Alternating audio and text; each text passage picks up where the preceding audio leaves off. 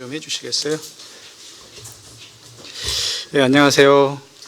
예, 오늘은 그 육과 유럽에 전파된 복음 사도행전 15장 36절부터 16장 12절의 말씀을 이렇게 상고해 보도록 하겠습니다. 그래서 먼저 저희가 말씀 사도행전 읽다 보면 이제 저희가 지역 이름이 많이 나오기 때문에 어떤 지역들에서 지금 말씀하고 있는지 지도와 좀 참고를 많이 했으면 좋을 것 같아요. 그래서 제가 이제 카톡에도 띄워주고 그랬는데요. 일단 저희가 지도를 참고해서 이렇게 보도록 하겠습니다.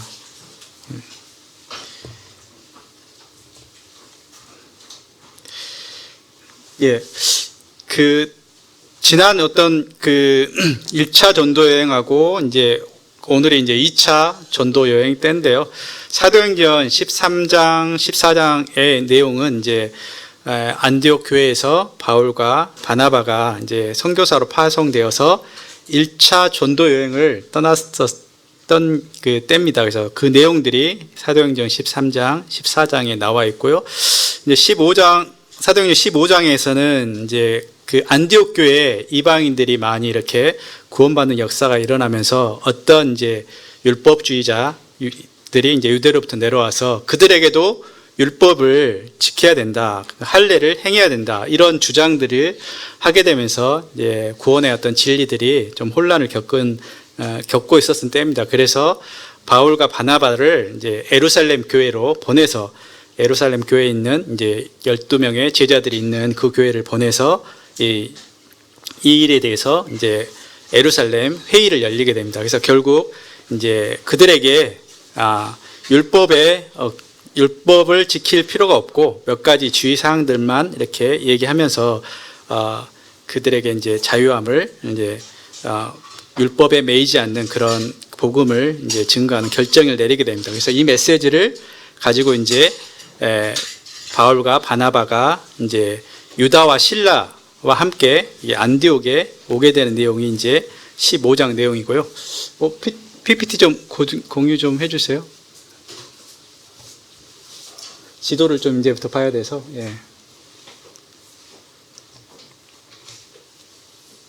네, 참고하시고 보시면 이제 저희가 이제 크게 보시면 1차 전도여행, 2차 전도여행, 3차 전도여행 이렇게 나누는데요. 좀 지역이 많기 때문에 이제 크게 제가 구분을 좀 했습니다. 그래서 1차 전도여행 때는 이번 밤빌리아, 비시디아, 길리기아, 갈라디아, 요 다소 사울의 고향이었던 다소에서 가까운 지역에서 복음을 전했던 곳이 이제 1차 전도여행의 주 지역입니다. 그래서 2차 전도 때는 저쪽으로 가면 이제 마케도니아, 그 다음에 아가야, 그리스 이 지역으로 복음을 주로 전했던 지역이 2차 전도 여행 때 있었던 그 주 지역들입니다. 그 다음에 3차 때 전도 여행 때는 어느 곳에 갔냐면 이제 아시아, 그러니까 여기 보면 이제 터키죠. 보면 터키의 이쪽 그 유럽에 가까운 아시아 쪽에 복음을 이제 전하게 돼서 우리가 계시록에 보면 아시아 7교회를 얘기하잖아요. 그 아시아 7교회가 저기 에베소서 여기 보시면 사대, 버가모 이 교회들 7교회들이 위치해 있는 곳이 아시아입니다. 저곳에서 3차 전도 여행을 떠났습니다. 그래서 이 전체적으로 큰 지역이 어딘지 이렇게 좀 구분해 주시면 알고 있으면 좋을 것 같고요. 오늘은 이제 다음 페이지 넘기면 2차 전도 여행의 구체적인 내용들이 이렇게 나옵니다. 다음 페이지가 가야 돼요. 아니?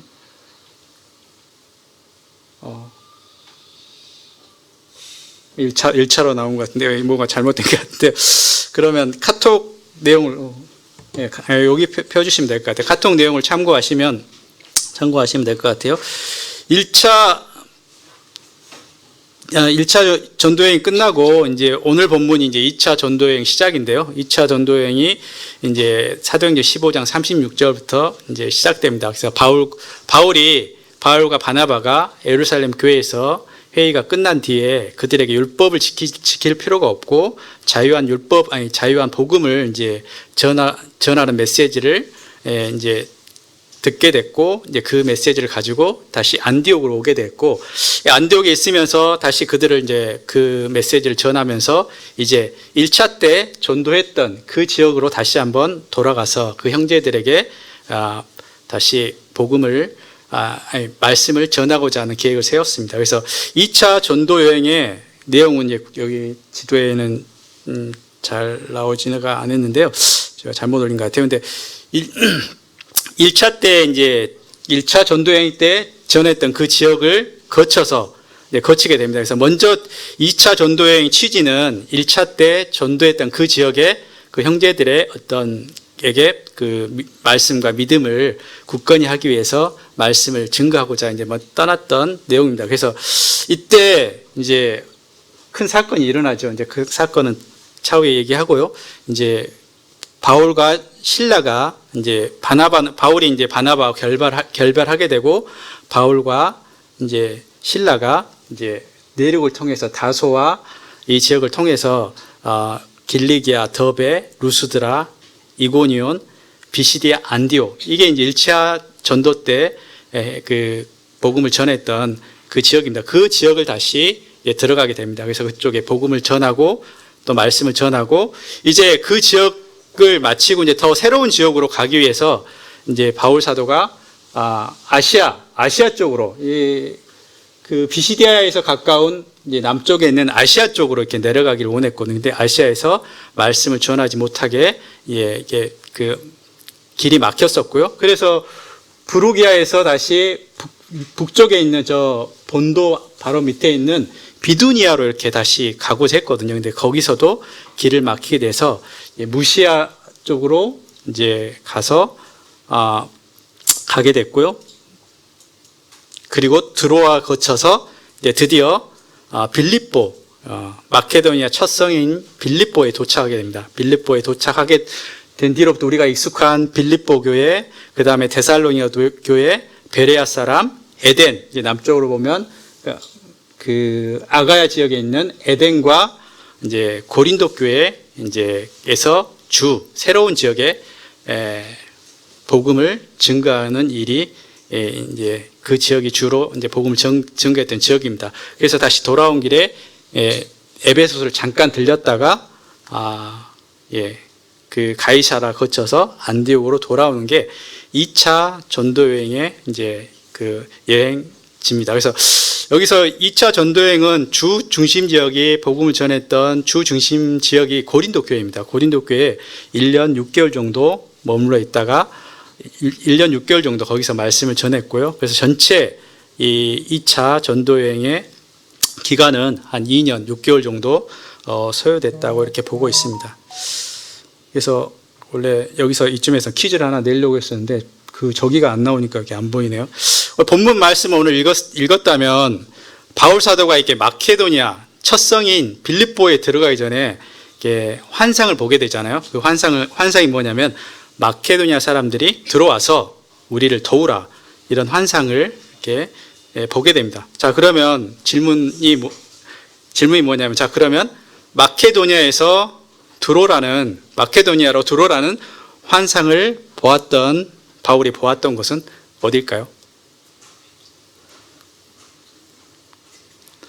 넌센스는 아니고 이게 좀 있습니다. 들어와. 예. 네. 이게 기억하기 좀. 그 드로라고 했던 그 환상이 이게 굉장히 그 중요한 지역이에요. 드로아가 터키인데, 드로아가 어디냐면, 제가 아까 여기 바로 여기 드로아거든요. 여기서 이제 네아폴리에서 빌립보로 가게 되는. 그래서 이제 드로아라는 지역이 많이 나오는데, 마케도니아 들어오라고 요청했던, 절대 잊어먹지 않는 그 지역 이름이 드로아, 드로아입니다. 여튼간 그 드로아에서 환상을 받아서 이제 그 유럽 지역의 첫 성인 빌립보에 도착하기까지가 오늘 본문 말씀은 이제 전체 2차 전도 여행을 전체에 가는 게 아니라 빌립보에 도착하기까지가 이제 오늘 본문의 말씀입니다. 왜 빌립보에 도착하는 게 어떤 의미가 있냐면, 우리가 이제 질문지에도 나누겠지만, 이제 바울 사도는 현대 터키 지역에 있는 이 지역에서 복음을 전하기를 원했는데 주님의 계획은 아시아에서도 아니고 그 다음에 저 위에 있는 비두니아에도 그 지역 북쪽도 아니고 남쪽도 아니고 유럽을 가기를 원했습니다. 그래서 이 유럽의 첫 성인 빌립보를 통해서 그곳에서 이제 복음을 전하게 되고 모임을 형성하게 돼서 이제 에덴과 고린도 교회, 그다음 데살로니가 교회 이런 교회들이 탄생하게 되는 이제 2차 후반부 전도 여행인데 오늘은 여튼간 2차 전도여행의 전반기에 해당됩니다. 근데 이 전반기의 내용이 이제 오늘 본문의 15장 36절부터 16장 12절까지의 어떤 내용인데요. 이 본문에는 이제 몇 가지 큰 어떤 전도 여행보다는 몇 가지 사실들 다루고 있는데요. 첫 번째는 마가에 대해서 마가를 데리고 갈 거냐 말 거냐 하면서 바울 사도와 바나바가 크게 싸웠던 일이 있죠. 그 다음에 두 번째는 그 디모데를 만나는 일이 또 나옵니다. 동역자 디모데를 얻게 되는 것. 그 다음에 세 번째는 그 아시아로 가려고 했다가 또 위에 북쪽에 있는 비두니아로 가려고 했다가 주님이 막으시는 걸 보면서 주님이 이제 마케도니아로 가라 이런 그 이제 주님의 인도하심이 있는 부분들의 내용들이 이 오늘 본문의 내용입니다. 그래서 오늘 본문을 통해서 어떤 걸 주님이 교훈하고 있었고 말씀하고 있는지 이 두 가지를 이렇게 보게 되는데요. 그 두 가지가 뭐냐면 주님을 일을 할 때 꼭 필요한 두 가지입니다. 이 두 가지가 뭐냐면 첫 번째는 동역입니다. 첫 번째 주님의 어떤 일을 할 때 꼭 우리가 염두에 두고 또 해야 될 건 동역입니다. 왜냐하면 혼자 주님의 일을 감당한다는 것은 할 수도 없을 뿐만 아니라 함께 동역하게 될 때 더 큰 일들이 일어나기 때문입니다. 그래서 첫 번째 여기에 우리에게 주어진 메시지가 동역이라는 게 생각이 됐고 두 번째 메시지가 있는데 그 두 번째 메시지는 주님이 일할 때 꼭 필요한 부분은 주님의 인도하심입니다. 주님의 어떤 인도하심, 뜻 안에서 주님을 일을 하지 않으면 자기 일이 되거든요. 그래서 주님의 역사와 주님의 일을 위해서 주님의 뜻을 이루기 위해서는 주님의 인도하심을 받아 그 일을 행해야 된다는 사실입니다. 그래서 이 두 부분의 사실이 오늘 본문에 가장 잘 나와 있습니다. 그래서 이 오늘 본문 시작이 어디서 시작하냐면 이제 마가에 대한 이슈부터 시작합니다. 그래서 잘 아시다시피 마가는 이제 1차 전도 여행 중에 그 바나바와 그 바울 사도가 함께 동행했던 그 마가라는 형제입니다. 그래서 근데 그 밑에 구브로 섬에서 이제 동행했다가 저기 버가에 이제 밤빌리아 버가에 그들이 도착했을 때 이 마가가 다시 돌아가는 사건이 있었습니다. 그게 1차 전도 여행 때요. 그래서 그 마가를 이제 다시 데리고 가야 되냐. 바나바는 그래도 마가를 데리고 가야 된다 했는데 바울 사도는 절대 같이 갈 수 없다. 이런 이견으로 인해서 사도행전 15장 39절에 보면 서로 심히 다투고 피차 갈라섰다고 기록하고 있습니다. 정말 이것 때문에 이렇게 심히 다투어야 될 정도면 이 신령한 형제님들이 이러시면 안 되잖아요. 근데 이 정도로 심히 다투고 심지어는 갈라섰다고까지 얘기하고 있습니다. 사실 바울과 바나바는 어떤 관계입니까? 안디옥에서 바나바가 바울 사도를 다소에 있을 때 불렀고 안디옥에서 1년 이상 같이 가르쳤고 1차 전도여행을 함께 했던 어떻게 보면 절친이고 그런 동역자였던 바울과 바나바가 이렇게 갈라설 정도로 싸웠다면 왜 싸웠을까요? 마가 때문인데 마가가 어떤 그 이유가 그 마가 때문인 건 아니고 그만큼 어떻게 제가 봤을 때는 동역자가 얼마나 중요한가에 대해서 우리가 엿볼 수 있는 것 같아요. 그래서 왜 굳이 그 바울 사도가 마가를 데려가려고 하지 않았을까 했을 때 마가가 미워서 그런지는 않았을 것 같아요. 정말 그가 나에게 나중에 보면 그가 나에게 마가가 유익했다. 근데 그 말씀은 한참 뒤에 나오는데 그 전에는 이 바울 사도의 이 전도 여행에는 정말 동역이 가장 필요했던, 절박했던 그런 그 상황이거든요. 동역 없이는 혼자 바울 사도가 할 수 없는데, 동역할 수 없는 이 마가를 데리고 간다니 함께 갈 수 없었던 그런 이유였다고 생각합니다. 그래서 정말 이 동역이 그래서 바울 사도는 굉장히 중요했다고 생각이 되고, 그 어떤 것보다 그래서 이 두 사람은 싸워서 갈라섰지 않냐, 이런 생각도 좀 생각이 됩니다. 아무튼 이제 바나바는 이제 그 마가를 데리고 이제 구부로 다시 예전에 1차 때 했던 여행으로 가는 거고요. 바울은 이제 신라를 이제 얻게 됩니다. 신라가 누굽니까? 그 예루살렘 에서 안디옥으로 내려왔던, 그래서 그들에게 율법을 더 이상 지킬 필요가 없다, 그 메시지를 가지고 왔던 사람 중에 한 사람이거든요. 그래서 바울은 신라를 만나게 됩니다. 그래서 이 장에 보면 굉장히 그 동역자를 얻는 부분에 많이 나오거든요. 동역을 바울 사도가. 그래서 바울 사도는 그래서 안디옥에서 다소, 바다로 구부러 있는 바다로 가지 않고 내륙으로 다소와 이제 길리기아, 더베, 루스드라, 이스곤, 안디옥 이쪽을 향해서 이제 그 2차 전도 여행을 떠났습니다. 그래서 첫 번째 얻었던 동역자가 누구냐면 신라입니다. 그래서 신라를 얻었고요. 두 번째는 누구를 만났을까요?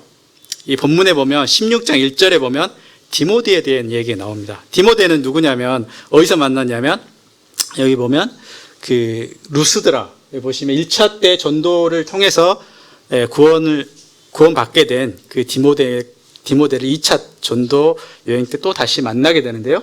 거기에 루스드라 사람입니다. 루스드라 지역에서 디모데를 만나서 디모데와 함께 동역하게 됩니다. 그래서 3명이 됐죠. 그리고 또 여기에 끝나지 않고 이제 세 번째 만난 사람이 누구냐면 누가입니다. 그래서 사실 이 바울의 동역자들을 보면 굉장히 쟁쟁한 사람들이에요. 신라도 그렇고 디모데도 그렇고 마가도 그렇고 누가도 그렇고, 세 번째 만난 이 사람이 누가인데, 누가를 어디서 만났냐면 드로아에서 이렇게 또 만나게 됩니다. 드로아에서 누가를 만나게 됩니다. 그래서 누가와 다시 또 동역하게 됩니다. 그리고 또 좀 더 이제 오늘 본문에 아니지만 네 번째 만난 사람은 누구냐면 고린도 교회에서 브리스길라와 아굴라 부부를 만나게 됩니다. 이 부부도 굉장히 복음과 동역에 열정이 있었던 형제 자매님들이었습니다. 아무튼 이 바울의 동역자들이 사도행전뿐만 아니라 여러 곳에 각각 많은 동역자들, 특히 서신서에 보면 바울의 동역자들이 누구였는지를 굉장히 많이 나오거든요. 그래서 굉장히 많은 동역자들이 있었다. 그래서 사도행전을 우리가 볼 때 바울의 어떤 행전뿐만 아니라 바울과 함께했던 그 동역자들이 있었기 때문에 이 복음 증거가 일어났다는 것을 보게 됩니다. 그래서 오늘은 간단하게 이 동역자 중에 마가와 신라와 디모데, 누가, 이 네 사람을 잠깐 보면서 왜 동역자가 필요한지, 또 어떻게 동역해야 되는지, 어떤 동역으로 도움을 줄 수 있는지, 이 부분에 대해서 각각 좀 사람들이 다르거든요. 그래서 그런 부분들을 잠깐 이렇게 봤으면 좋겠다는 생각이 듭니다. 마가가 아까 얘기했던 것처럼 첫 번째 동역자였던 마가는 어떤 사람입니까? 굉장히 마가 하면 생각나는 게 어떤 게 생각나죠? 마가복음의 저자입니다. 이 마가도 굉장한 사람이에요. 마가복음의 저자가 마가였고요. 또 마가 하면 예전에는 마가 다락방이라고 해서 모임이 성도들이 모이는 모임의 장소가 됐던 곳이에요. 그래서 여기에 오늘 본문에 보면 마가의 어머니 마리아의 집이라고, 그러니까 오늘 본문이 아니라 사도행전 12장 11절에 보면 이곳에서 제자들이 모인 곳이에요. 그래서 어떻게 보면 마가는 굉장히 좀 다락방이 굉장히 컸던 것 같아요. 그래서 부유했고, 그 외삼촌이 또 바나바였고, 또 베드로전서에 보면 내 아들 마가다 하면서 베드로에게 어떤 말씀을, 베드로전서 5장 13절에 보면 그 말씀이고, 내 아들 마가가 또 그리하니라 이렇게 하면서 마가를 소개할 때 내 아들이라고 소개하거든요. 그만큼 또 베드로에게 어떤 베드로의 제자이기도 했던 그런 배경을 갖고 있습니다. 근데 마가는 오늘 본문에서 어떻습니까? 그는 1차 전도여행 때 실패했던, 어떻게 보면 중도에 돌아갔던 그런 동역자였어요. 그렇지만 제가 위로가 되는 것은 마가를 통해서 비록 처음 이 마가의 동역자는 어떤 특징이냐면, 비록 그가 처음 실패했지만 이를 극복하고 다시 바울과 함께 진실한 동역자가 됐던 이 마가입니다. 그래서 이 마가에 있는 내용을 이렇게 관련된 말씀 제가 몇 구절 찾아드리면요. 빌레몬서 1장 24절에 보겠습니다. 빌레몬서 1장 24절. 보시면, 또한 나의 동역자, 이렇게 빌레몬서에는 좀 후반부에 쓰였는데요. 또한 나의 동역자 마가라고 합니다. 처음에 그 마가를 1차 전도여행 이후에 2차 때는 데리고 가지 않았던 바울 사도가 나중에 이 바나바와 이 구부로 통해서 갔지만 결국 이렇게 그 터키 지역에서 만났지 않겠습니까? 그리고 그가 실제적으로 다시 만나게 되는데, 어떻게 바울 사도가 표현하냐면, 또한 나의 동역자 마가, 아리스다고 데마 누가가 문안하는지라 하면서 나의 동역자라고 말씀하고 있습니다. 마가에 대해서. 디모데후서 4장 10절부터 11절 보면, 11절 볼게요. 디모데후서 4장 11절 보면, 누가만 나와 함께 있느니라. 내가 올 때 마가를 데리고 오라. 그가 나의 일에 유익하니라. 이렇게 말씀하고 있거든요. 디모데후서는 진짜 이제 바울 사도가 마지막 생애가 얼마 남지 않았을 때 디모데에게 보냈던 서신서입니다. 그렇기 때문에 그 앞에 부분에 보면, 대마는 이 세상을 사랑하여 나를 버리고 갔고 쭉쭉하면서 아무도 없다는 거예요. 누가만 나와 함께 있느니라 하면서, 내가 올 때 디모데에게 하고, 디모데 네가 올 때 마가를 데려와라 하면서 그가 나의 일에 정말 유익하였느니라 이렇게 말씀하고 있거든요. 베드로전서 5장 13절에 보면 또 이렇게 말씀하고 있습니다. 내 아들 마가도 그러하니라. 해서 베드로 사도도 이 마가를 이제 아들처럼 그런 대했던 그런 마가입니다. 아무튼 마가의 그 후반 삶은 그가 다시 신실한 주님의 그 동역자로, 바울의 동역자로 함께 일했던 것을 보게 됩니다. 결국 이 전하는 말에 보면, 마가는 그 말년에 알렉산드리아 교회를 세우고 이집트의 선교에 전념하면서 헌신된 제자로서의 삶을 살다가 순교했다고 전해지고 있습니다. 정말 처음에는 우리가 실패할 수 있잖아요. 연약한 실패자의 모습이었지만 그 모습을 떨쳐버리고 참된 제자의 길로 다시 세우시는 우리가 주님을 보게 되고요. 우리도 참 우리와 같은 연약함이 있음에도 불구하고 주님이 두 번째 기회를 항상 주신다는 생각이 듭니다. 그래서 마가를 바라볼 때 마가의 그런 어려움에도 불구하고 또 실패에도 연약함에도 불구하고 그가 다시 주님의 신실한 동역자가 되었다는 사실을 이렇게 보게 됩니다. 두 번째 동역자가 됐던 실라입니다. 실라는 이렇게 표현할 수 있을 것 같아요. 제가 요약을 했는데, 바울이 가장 어려울 때 함께했던 동역자입니다.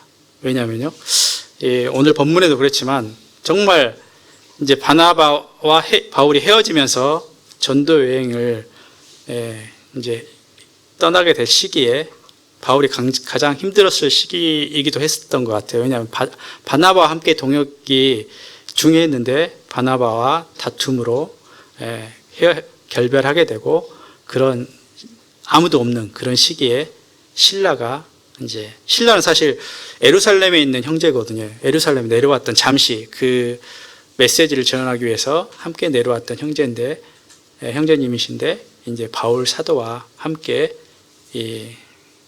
2차 전도여행 시작 때부터 함께 하게 됩니다. 그리고 이제 좀 더 가면 빌립보에 도착하는데, 빌립보에서 감옥에 갇히게 됩니다. 그래서 그 유명한 실라와 빌립보가 감옥에 갇혔을 때 찬양을 통해서 그 감옥에서 이렇게 찬양했던 그 말씀이 또 있지 않습니까? 그래서 사도행전 16장 부분인데 16장 25절에 가면, 밤중에 되어 빌립보 감옥에 갇혀 있을 때 바울과 실라가 기도하고 하나님을 찬미하며 제수들이 듣더라 하면서 이 함께했던 그 신라거든요. 그래서 신라는 가장 바울 사도가 힘들 때, 아무도 없을 때 함께 했던 그 동역자였던 것을 이렇게 보게 됩니다.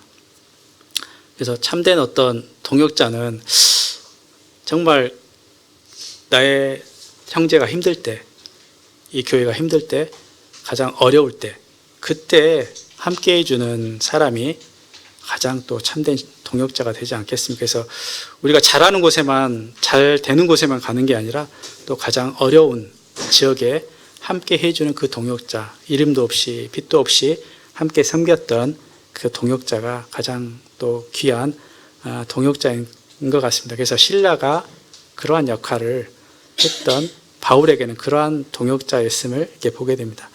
그래서 신라는 원래 사도행전은 신라로 표현하는데요. 서신서, 바울의 서신서에는 어떤 이름으로 말씀하고 있냐면 실루아노로 얘기하고 있습니다. 실루아노. 그래서 실루아노와 신라는 같은 사람의 이름입니다. 그래서 그 서신서, 바울이 보낸 서신서의 여러 부분에 그 실루아노에 대한 그 얘기가 나오는데, 특히 베드로전서 5장 12절에 보면 내가 신실한 형제로 아는 실루아노 이렇게 말씀하고 있고, 데살로니가 전후서에도 바울과 실루아노와 디모데 이렇게 얘기하고 있거든요. 그래서 정말 바울이 이제 그 실루아노를, 신라를 소개하는 장면이 나옵니다. 그래서 그것도 그 서신서 초반부에 나옵니다. 1장, 데살로니가전서 1장 1절에, 후서에도 1장 1절에 함께 동역했던 그 실루아노라고 이렇게 말씀하고 있습니다. 시간이 많이 가버리는데, 디모데, 세 번째 이제 만났던 동역자는 디모데입니다.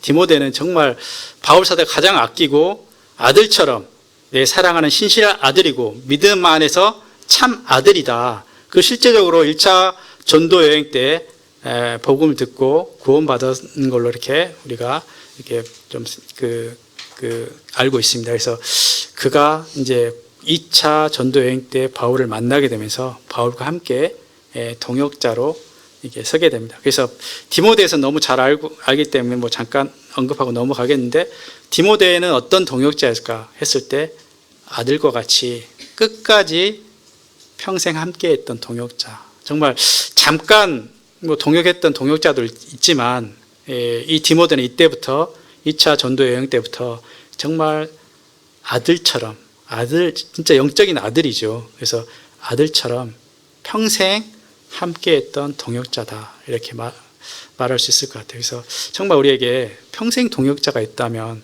이것처럼 또 귀한 어떤 동역자가 없을 것 같아요. 그래서 뭐 디모데에 대해서는 좀 그 배경에 대해서는 좀 패스하고요.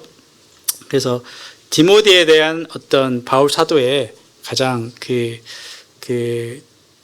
언급한 부분 중에 빌립보서 2장 20절부터 22절 이렇게 말씀을 보면서 디모데가 어떤 동역자였는지를 알 수 있습니다. 빌립보서 2장 20절부터 22절에 제가 읽겠습니다. 이는 뜻을 같이하여 너희 사정을 진실히 생각할 자가 이밖에 내게 없음이라. 저희가 다 자기 일을 구하고 그리스도 예수의 일을 구하지 아니하되 디모데 연단을 너희가 아나니 자식이 아비에게 함같이 나와 함께 복음을 위하여 수고하였느니라. 이렇게 말씀하고 있어요. 정말 동역하다가도 떠나갔고 또 그랬던 많은 동역자가 있었음에도 불구하고 있었을 것인데, 이 디모데만큼은 그렇지 않았다는 것이에요.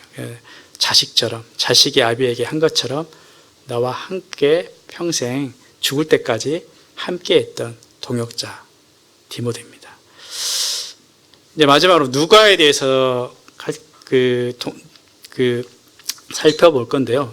누가는 사실 굉장히 이방인이거든요. 유대 사람이 아니에요. 그래서 누가 하면 또 어떤 생각이 듭니까? 누가 복음을 썼던 또 누가입니다. 그래서 누가는 굉장히 조용하면서도 하나님이 주신 자기의 위치와 은사로서 섬겼던 정말 겸손한 섬김의 조용한 동역자다. 이렇게 말할 수 있을 것 같습니다. 왜냐하면 사실 누가는 자신이 누가라 이렇게 표현들을 많이 하지 않거든요. 그리고 서신서에도 누가란 이름이 많이 언급되지 않습니다. 누가는 거의 보니까 3번 정도 언급됐다고 말씀하고 있거든요. 그렇지만 누가는 굉장히 똑똑했고 그가 헬라인이었지만 의사였습니다. 그래서 의사 누가라고 얘기하거든요. 그래서 아까 본문에 인용했던 것처럼 누가도 이 마지막 디모데 후서에서 뭐라고 얘기했냐면 디모데후서 4장 11절에 보면 이제 마지막 옥에 있을 때 누가만 나와 함께 있느니라. 내가 올 때 마가를 데리고 오라. 그가 나의 일에 유익하니라. 이 말씀 앞에 뭐냐면 누가만 나와 함께 있었다 말씀하고 있어요. 그래서 그 앞에는 뭐 데마도 갔고 세상을 사랑해서 갔고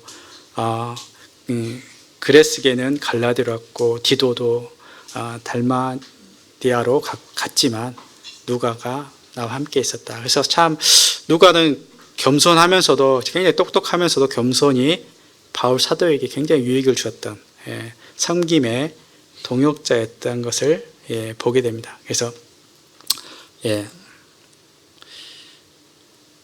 이 네 부분의 동역이 각각 조금씩은 좀 다르거든요. 그래서 정말 어려울 때 함께했던 동역자, 처음에 이렇게 그를 떠났지만 나중에 다시 신실한 동역자로 섰던 마가, 그 다음에 어려울 때 정말 가장 필요할 때 함께했던 동역자 실라, 그 다음에 아들과 같이 끝까지 평생을 함께했던 동역자 디모데, 그 다음에 조용히 자기의 정말 그 위치와 능력과 또 은사로서 섬겼던 정말 그 동역자 누가.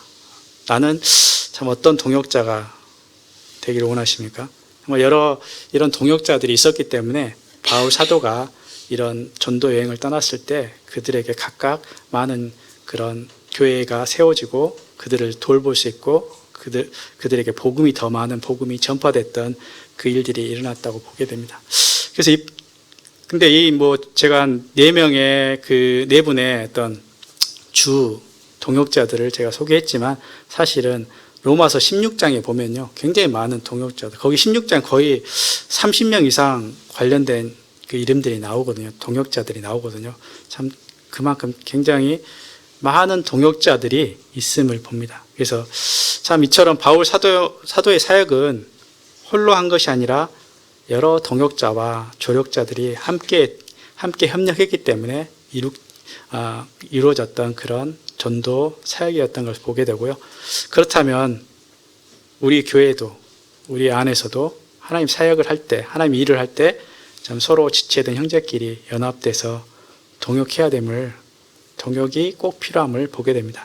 오늘 참 이렇게 그 바자회나 전도 집회 이렇게 우리가 회의를 하면서 좀 굉장히 기뻤던 부분은 뭐냐면 한두 사람이 어떤 리더가 어떤 한 사람이 주도하는 게 아니라 여러 이게 동역자들이 함께해서 그 일들을 계획하고 함께 하려는 그 모습들이 참 좋아 보였습니다. 그래서 우리도 참 나는 그냥 구경꾼으로 방관자로 있을 게 아니라 사실은 하나님이 모든 사람이 함께 동역하기를 원합니다. 왜냐하면 하나님 부르실 때 우리를 지체로 부르셨거든요. 한 몸으로 부르셨거든요. 그리고 각양 다른 은사를 주셨거든요. 왜? 하나님을 혼자 한 지체가 섬기는 게 아니라 여러 지체가 있는 것처럼 여러 기능들이 필요하고 여러 은사들이 필요합니다. 그래서 우리가 동역하지 않으면 이 몸이 온전하게 기능을 하지 못하면 한 부분만 발달할 수 있어요. 그렇다면 그 모임은 사실 오래 가지 못합니다. 사실 그런 경우도 굉장히 많이 봤었고요. 그래서 우리가 함께 지체로서 한 몸으로서 동역하게 될 때 정말 앞으로 이제 여러분들도 많은 사역을 하게 될 텐데 동역을 배우지 않으면 정말 어려움이 차거든요. 굉장히 처음에는 한두 사람에 의해서 잘 진행될 수 있지만 가면 갈수록 어려움이 봉착하게 됩니다. 그래서 정말 여러분들이 우리가 동역하는 법을 배워야 됩니다. 그래서 알아야 되고 그리고 함께 내 역할과 하나님 나에게 주신 은사가 무엇이고 내 위치가 어디시고 하나님 내 이 한 몸 된 이 몸 안에서의 나의 지체, 나의 역할은 무엇인가 찾아가셔야 되고요. 함께 그 일에 우리가 동역해야만이 이 교회가, 몸된 교회가 든든하게 세워집니다. 두 번째, 이제 동역 부분을 마치고 두 번째 말씀했던 부분은 시간이 많이 조금밖에 안 남았는데요. 그래서 하나님의 인도하심입니다. 주님의 일을 할 때 또 기억해야 될 부분은 두 번째 부분은 하나님의 인도하심에 따라서 주님의 일을 행해야 된다는 사실입니다. 오늘 본문처럼 어떻게 보면 바울 사도가 아시아나 비두니아 지역에 복음을 전하려고 계속했다면 아마 마케도니아에 넘어가는 일이 없었을 거예요. 그렇지만 이 일들이 막히면서 아마 바울 사도는 왜 주님 이곳에 여러 이 아시아나 이 비두니아 위쪽에 남쪽이나 북쪽에 그 터키 지역에 더 이상 문을 열어주지 않지 하면서 원망도 될 수도 있고 오히려 이제 그 낙심도 될 수 있었을 것 같아요. 근데 하나님의 계획은 이 지역이 아니라 그 큰 유럽을 향하고 있었어요. 그렇기 때문에 바울 사도를 마케도니아에 있는 그 지역으로 빌립보 지역으로 보내기를 원하셨던 거예요. 그래서 아시아와 비두니아로 가는 길을 막고 그 환상을 통해서 그 마케도니아로 건너가게 합니다.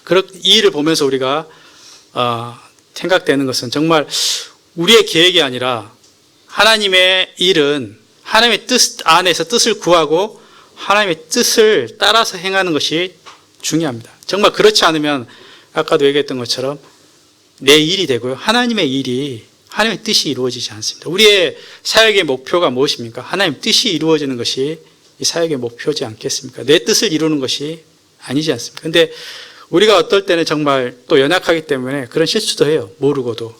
나의 뜻을 이루기 위해서 내가 좋아 보이는 그 사항으로 가기 쉬운 거예요. 그렇지만 하나님 그 길을 막으실 때 또 어떤 일이 안 되고 왜 답답함이 느껴질 때 하나님은 다른 계획을 가지실 수도 있다고 우리가 바라보고 기도해야 됩니다. 하나님의 뜻을 구하고 하나님이 왜 이런 길을 열어주지 않는가? 왜 이곳에 있게 하셨는가? 기도하면서 하나님의 뜻을 구할 때 하나님의 계획은 새로운 지역, 마케도니아로 열려있는 그 기억으로 길로 우리를 인도하시기 위한 과정이라는 것을 우리가 또 보게 됩니다. 그래서 다시 정리하면 왜 하나님의 인도하심을 구해야 됩니까? 한번 생각해 볼 필요가 있어요. 왜 우리가 잘 알고 있지만 왜 구체적으로 왜 하나님의 인도하심을 우리가 구해야 됩니까? 했을 때 저는 이런 생각이 듭니다. 하나님의 모든 것을 알고 계시기 때문에 하나님의 뜻이 가장 최선이라고 이렇게 고백해야 된다는 거죠. 내가 생각과 나의 이성이 아니라 하나님 뜻이 최고이기 때문에 내가 보기에는 정말 아닌 것처럼 보일 수 있지만 나보다 더 잘 알고 계시는 하나님이시기 때문에 하나님 뜻이 가장 최선이기 때문입니다. 또 왜 그렇습니까? 하나님 뜻이 이루어져야 하기 때문에 내 뜻이 아니라 나의 비전이 아니라 내가 원하는 것이 아니라 하나님의 뜻이 나와 내 생각과 내 계획과 다를 수 있거든요. 그래서 하나님의 뜻이 이루어져야 하기 때문에 우리가 하나님의 인도하심을 구해야 됩니다. 예수님도 내 뜻대로 마옵시고 하나님의 원대로 아버지의 원대로 하길 원하셨잖아요. 우리의 뜻이 다를 수 있습니다.